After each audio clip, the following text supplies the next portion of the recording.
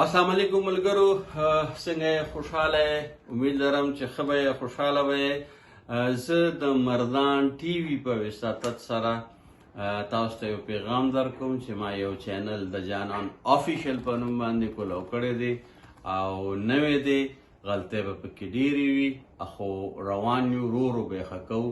نو تاسو ته خواست کوم چې دا چینل سبسکرایب کړئ، ټنګ ټنګ ټنګ ټنګ ټنګ ټنګ ټنګ ټلی بټن به ووهئ او شیر به کړئ.